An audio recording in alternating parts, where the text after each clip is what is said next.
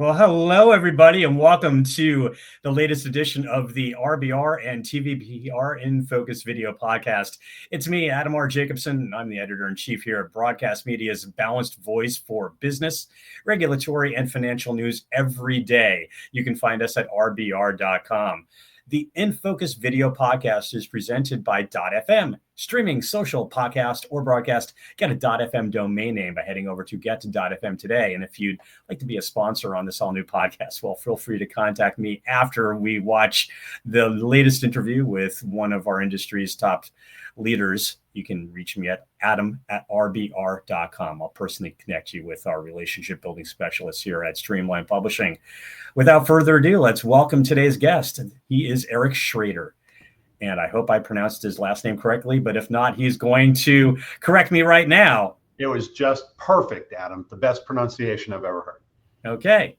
Well, Erik is the general manager of Gray Media's WANF-TV and its sister station, WPCH, the sibling known as Peachtree TV in Atlanta. There's some other properties in there that he'll tell us a little bit about. I believe a Telemundo station is in the mix there as well, Erik. There is a Telemundo station in Gray. Telemundo Atlanta is a Gray property. They are housed here at WANF. They are a standalone business within Gray. Okay, well, we're here to talk a little bit about some of the changes happening at Atlanta News First, WANF TV. As the Radio and Television Business Report first shared on June the 2nd, WANF on August 15th will end its 31-year affiliation with the CBS Television Network. Will become a fully independent station, doubling down on its Atlanta News First branding. What does this mean for Gray Media, for its staff and management in Atlanta, and for viewers in this marketplace? Well, we're going to learn a lot more about that right now. So, Erik, welcome to this podcast. It's great to have you here. Thanks for having me back, Adam. The news that WANF will be ending its relationship with CBS is maybe not so much of a surprise for those who have been following the Atlanta TV market for the last several years. With Gray Media's acquisition of the station from Meredith Local Media, we saw a change in call letters and the end of CBS 46 branding. So we're wondering, is this something that's been in the planning stages for a while, or something that was always a possibility, giving you an opportunity to not have to perhaps scramble when the time came where perhaps CBS programming would not be available to you? Well, make no mistake, Adam, this was our decision. But to answer your first question, yes, this is something that we have looked at for quite a while. When we did make an active decision to change our branding and go to Atlanta News First, that was a factor in the decision. The most important thing was obviously being about Atlanta. And ultimately, this entire decision is about being about Atlanta. We took a look at what resonates with viewers, what the viewers want, what our clients want. And there's no question in my mind, the best decision, and a decision that we are super excited about, is going independent. That is very interesting and intriguing, because going independent is something that is a topic among industry leaders that is increasingly becoming more common. A few years ago, you would think that not being aligned with a broadcast television network would be perhaps the kiss of death. What do you do? And God bless Ed Anson and his team at Sunbeam Television in 1989 for proving that you could be loosely affiliated with a network and succeed. And then years later with 7 News in Boston, really, just taking a station that had strength and continuing to run with it. In Phoenix, Gray Television has a successful non-affiliated station with Arizona's Family, which we watch when we're at our offices in Mesa, Arizona. The current branding of KTVK Channel 3 is indeed Arizona's Family. When we watch it, it's very news heavy. It's very local. Now, we're wondering, is this going to serve as kind of a blueprint for the programming that you have coming in Atlanta after the CBS affiliation is done? Or is it going to be a totally unique and different situation? Because we know that there are ethnic and socioeconomic differences between Atlanta and Phoenix. You can't just do one thing in one market that's necessarily going to work in another market. Well, I mean, the short answer is absolutely. Look, one thing that, you started, the very first prepositional phrase you had was a few years ago. And I think that's a vitally important part of the decision. A few years ago, how people watch TV was dramatically different from how they watch it now. At this point in time, most people time shift everything except two things. They go home, they watch scripted shows, they watch reality shows, but all that stuff they watch on their own time. They started at 8:09 or 9:14 or 7:12 in the morning. They watch it when they want to watch it. But they don't time shift live news because they want to know what's happening right this minute. Not what happened 27 minutes ago, not what happened 2 hours ago, but right this minute. The other thing they don't time shift is live sports, because everybody wants to see sportscasts in a live situation. So that's what we have to be about. I think as an industry, we have to be about meeting the viewers where they want to be, and where they want is live product, live content. So we are going to go to a very news heavy format, and we are also blessed as an independent to have the freedom to do live sports in any format we want at any moment we want. So we're beyond excited about that. Yeah, you and your peers have done a formidable job in investing in sports programming. We see the EW Scripps Company, we see Great Media, Tegna to a limited extent. Does this investment in sports give WANF as Atlanta News First and WPCH Peachtree TV particularly new dynamic with respect to how local TV may be reinventing itself in the future? And I ask this question because it wasn't that long ago where people thought it was absurd to think that we would live in a world where network affiliation would not matter, because you would have an app or something where you could just log on to your cable TV system and you have all your programming there for the week, and it would all be in a grid and you can watch it whenever you want. I mean, people thought I was crazy when I suggested this 10 years ago, yet here we are with Paramount Plus. I mean, I think everything changes. And I think, again, when you look at influencers, when you look at Mr. Beast, when you look at all these people that have turned themselves into everything, something huge without any affiliation whatsoever, we now know that people are a little bit more agnostic about where they get their content. They just want entertainment, or they want live sports, or they want news. And where they find it is nowhere near as important as the quality of what they find. And I think all of us have to pick a lane and decide what we want to be good at. And what we want to be good at is live news and live sports. Yes, we have already had some success with Peachtree Sports Network. We have forged good partnerships with the Braves and the Hawks and the Atlanta Dream and so many other leagues within the state of Georgia. But we love the fact that as an independent, we're going to be able to have more freedom to pursue all of that, as well as things we haven't even considered yet. Before we pause for a break from our sponsor, we'd like to talk a little bit about Atlanta News First as a brand, knowing now that when the CBS affiliation goes to a owned and operated property in Atlanta, they're going to be creating their own news organization from scratch against not only you guys, but WSB Channel 2 and their Action News team with Cox Media Group. You have 11 Alive, the Tegna-owned NBC station, Fox 5, WAGA. I mean, you already have formidable competitors. So how will Atlanta News First continue to stand out and be designed to win, given the even more ultra-competitive battle that's about to begin? I think we've been blessed with a fantastic staff. We had some good people here when we got here back in the WGCL days, and we've been able to add 40 or 50 jobs in the newsroom over the last 3.5 years. That addition is going to continue now. As we add more hours of news, we're going to add even more people, which I am excited about in an era that we open up the trades every day and see people reducing staffs. Here we are in gray, adding people and becoming more formidable, to use your word. I think that Atlanta News First has turned into an amazing organization. We've been honored locally, we've been honored regionally, and we've been honored nationally with all sorts of service to America and Murrow Awards, Emmy Awards, Gabby Awards. This has turned into an amazing new news organization in a very short amount of time.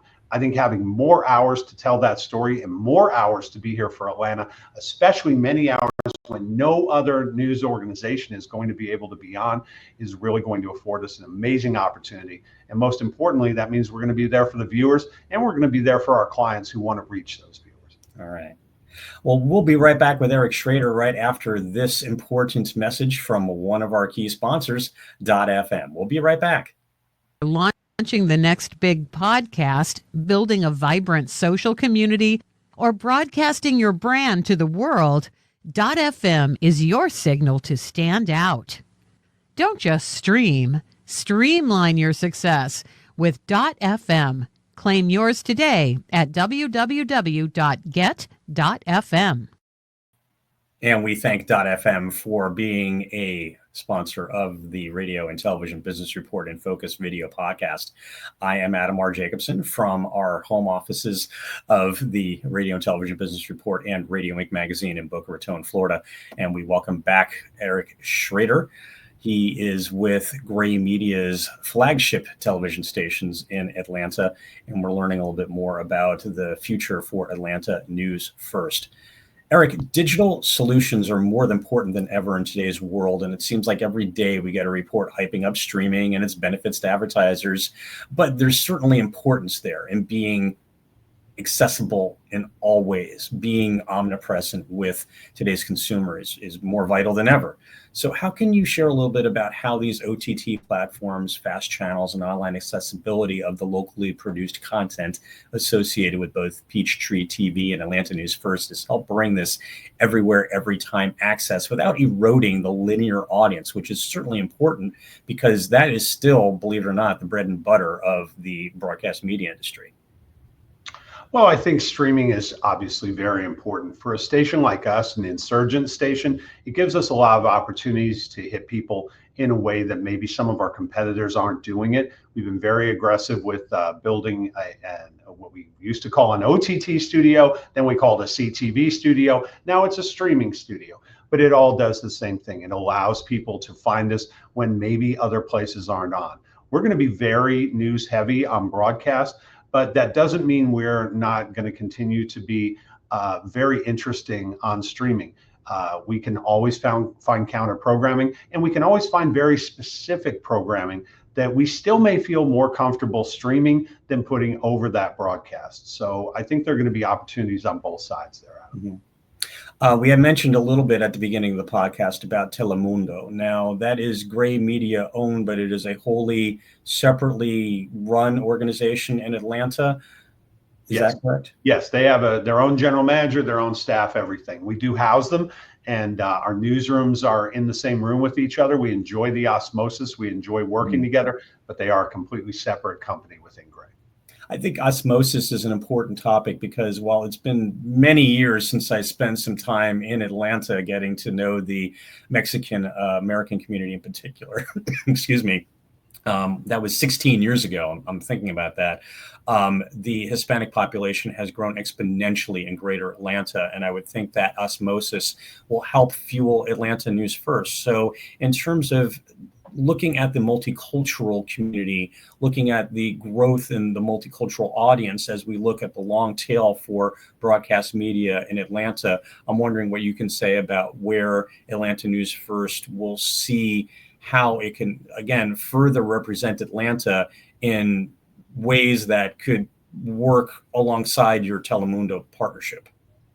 Well, I mean, as we work to become more of a news gathering organization, or at least even a heartier news gathering organization, certainly that news that we accumulate through the day will be made available to Telemundo Atlanta, and the news they get certainly can lead to better storytelling and interesting story ideas for us as well. I was just talking to the general manager of Telemundo Atlanta earlier this morning, and we were talking about 3 separate stories over the last week that have involved cooperation between the 2 newsrooms. Mm-hmm. Before we conclude the discussion, I want to ask a question that I've asked others on this podcast, which is the fact that, look, we hear all the time about linear television being driven by, quote, old people who only want their Jeopardy and Wheel of Fortune.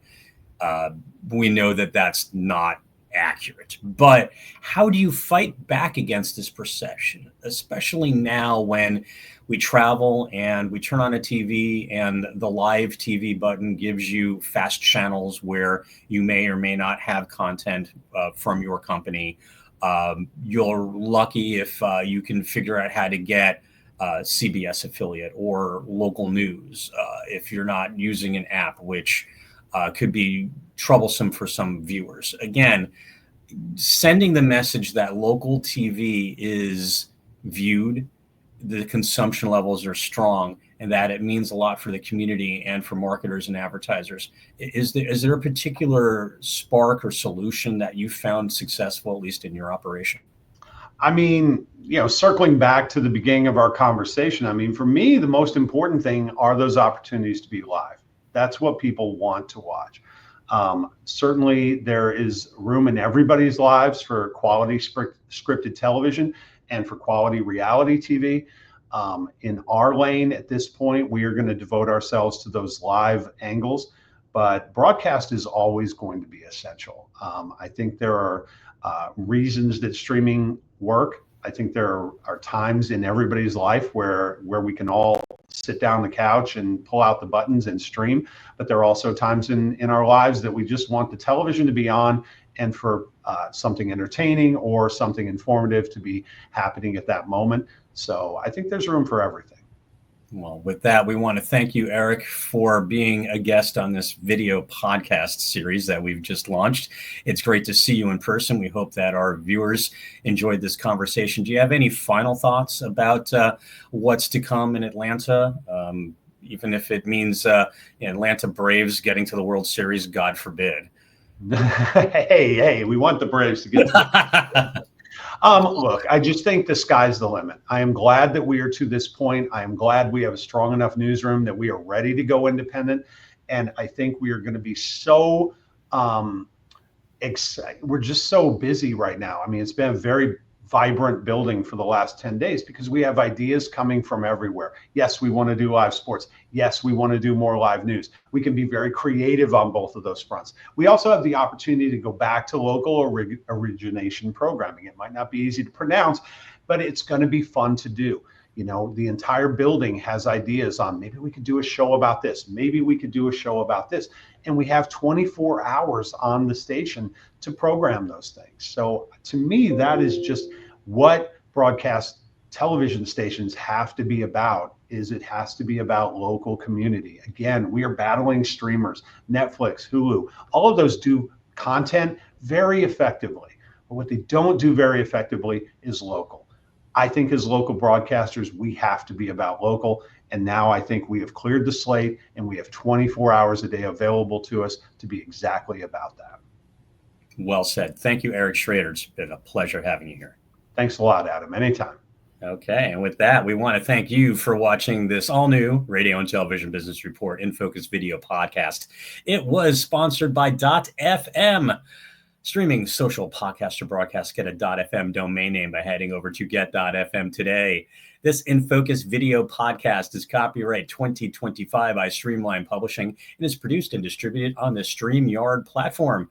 Be sure to follow our YouTube channel now, subscribe, and get all of the videos, the past, the present, and the future. From Boca Raton, Florida, that's where I am, headquarters of the Radio and Television Business Report and Radio Inc. magazine, our sibling. I am Adam R. Jacobson. And again, be sure to find us at rbr.com each and every business day for the latest business news from broadcast media. We'll see you next time.